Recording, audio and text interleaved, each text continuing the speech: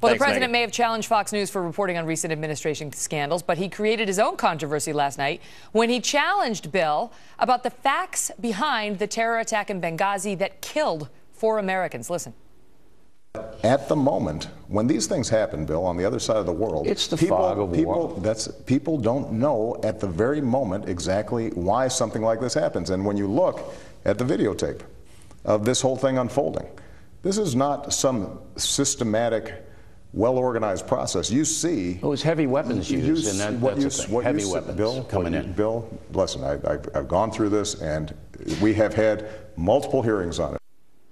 Well, someone who's also gone through it and has covered every single hearing is our chief intelligence correspondent, Catherine Herridge, who's been reporting on this right from the beginning. Catherine, I'll give it to you in 1 second, but one of the things that jumped out at me was how President Obama talked about how within a week we were calling this a terror attack. You remember, you were the one who was out there saying the story's starting to fall apart. There was no protest, and day by day the information dripped out. The president was forced to eventually put that label on it, but that was not the initial label, and that is only one of the ways in which he wasn't exactly straight on with Bill last night. Well, that's right, Megan. We were first to report here at Fox News on September 17th, one day after Susan Rice's appearance, that there were no demonstrations outside that embassy. And this Senate report also reveals new information about what was known at the CIA in advance of Susan Rice's presentation. What we now know is the deputy director of the CIA, Mike Morell, and others at the agency received a critical email that reported the attacks were, quote, not an escalation of protests. That was on September 15th.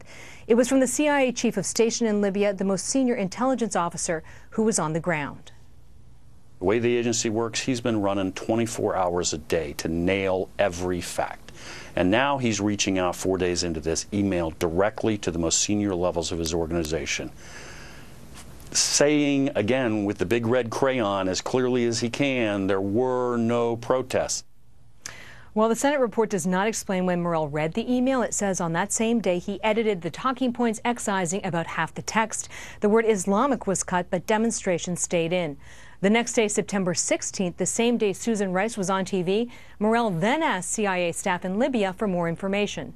And 2 days later, the CIA and FBI reviewed closed-circuit TV video from the consulate that showed there were no protests.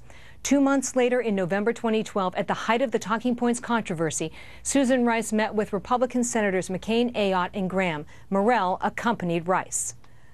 What I found curious is that he did not accept responsibility for changing the talking points. He told me the FBI had done this. I called the FBI. They went ballistic. Within 24 hours, his statement was changed where he admitted the CIA had done it. Since leaving government, Morell joined Beacon Global Strategies, a firm founded by Philippe Reines, recently described by the New York Times Magazine as Clinton's principal gatekeeper. Morell also gave an interview to the Wall Street Journal, which reported his interest, quote, in advising future presidential campaigns, and the Journal said that he is close to Hillary Clinton, citing unnamed officials. Morell declined Fox's offer to speak to us on the record, on camera, about that Senate report, Megan. Catherine, good to see you. Thanks. You're welcome. Well, the lawmakers who have investigated the Benghazi attack also picked up on the president's remarks, and one, Senator James Inhofe, did not hold back. It's just an outrageous lie, and it's kind of hard to call it anything else. It's kind of like Obamacare, and I will say this to my dying day. I know people don't realize it now, but that's going to go down in history as the greatest cover-up, and I'm talking about compared to the Pentagon Papers, Iran-Contra, Watergate, and the rest of them. This was a cover-up in order for people right before the election to think that there was no longer a problem with terrorism in the Middle East. Joining me now, South Carolina Republican and member of the House Oversight Committee, Trey Gowdy, who has sat in on multiple hearings on Benghazi and the IRS scandal, another issue that came up last night, and we'll get to that in a minute. Congressman Gowdy, great to see you tonight. And so the president basically told Bill on the subject of Benghazi that, look, people just don't know at the very moment exactly why something like this is happening, and it just wasn't some systematic, well-organized process. Those were his reasons, it seemed, for not being more direct about the fact that this was a terrorist attack.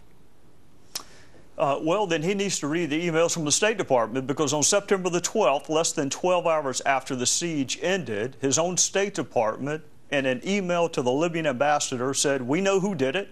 It was Ansar al-Sharia. Nothing about a video, nothing about a protest, So his own State Department knew within 6 hours of the siege ending that this was a terrorist attack. So I would encourage him to spend more time with the Secretary Clinton. And by the way, Cheryl Mills was copied on that email, and so was Patrick Kennedy. Well, he also said it was, you know, there may have been some bad guys, but it was also people taking advantage of the moment and so on and so forth.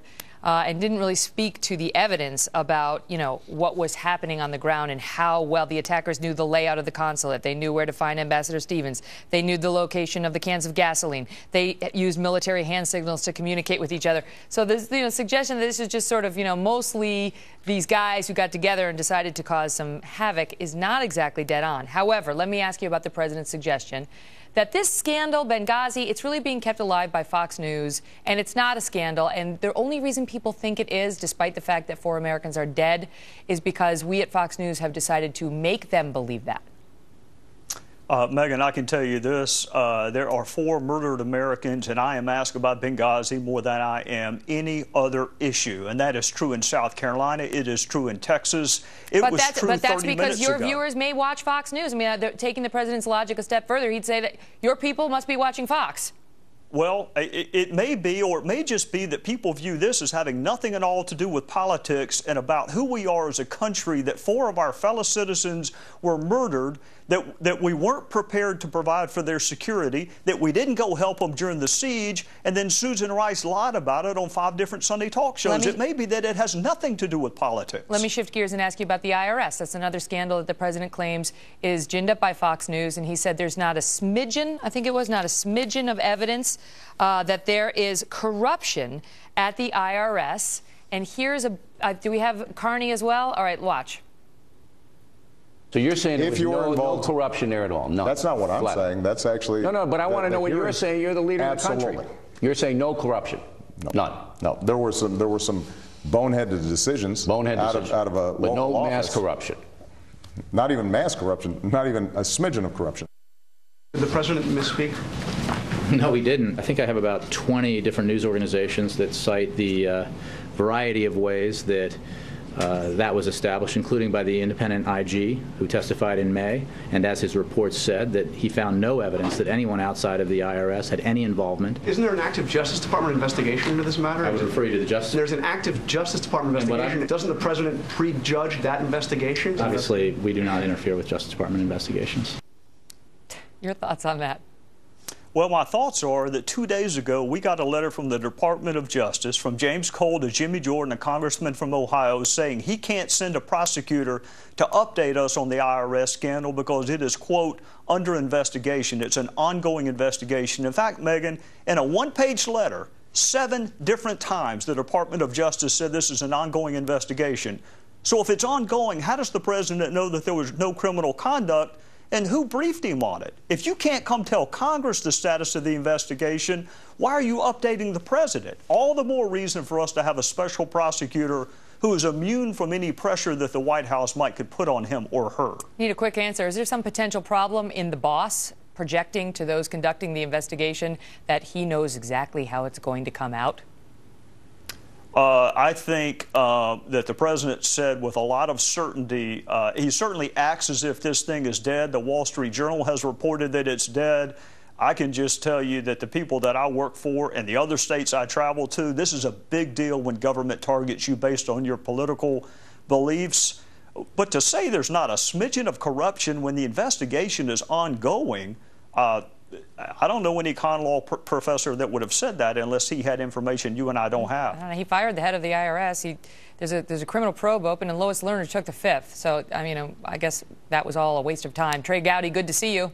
Yes, ma'am. Thank you.